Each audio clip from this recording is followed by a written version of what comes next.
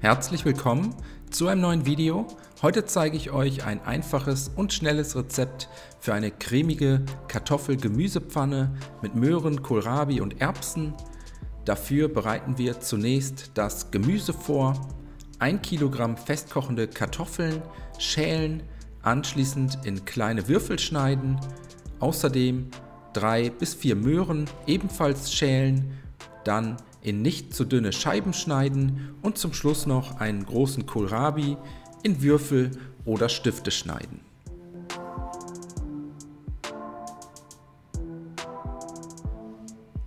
Wenn das erledigt ist, einen großen Topf oder eine Pfanne aufsetzen, das vorbereitete Gemüse in die Pfanne geben, gleichmäßig darin verteilen. Jetzt kommt eine sehr gute Prise Salz dazu, außerdem 300 Milliliter Wasser dazu gießen, das Gemüse anschließend zum Kochen bringen und dann mit geschlossenem Deckel bei niedriger bis mittlerer Hitze für etwa 10 bis 12 Minuten köcheln lassen.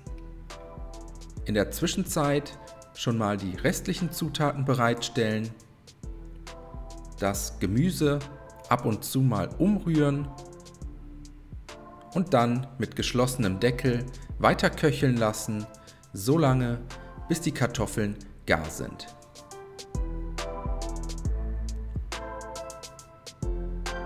Sobald die Kartoffeln gar sind, 200 Milliliter Sahne dazu gießen, außerdem einen Esslöffel Speisestärke mit einem Schuss kaltem Wasser glatt rühren, ebenfalls dazu gießen, alles einmal kurz umrühren, damit sich die Speisestärke verteilen kann, und dann kommen noch 200 Gramm Tiefkühlerbsen dazu, alles mit etwas Salz, frisch gemahlenem Pfeffer und einem Spritzer Zitronensaft abschmecken.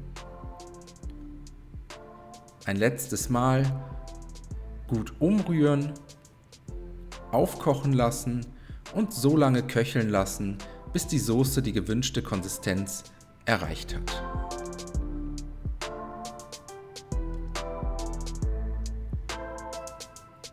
Danach wünsche ich euch einen guten Appetit.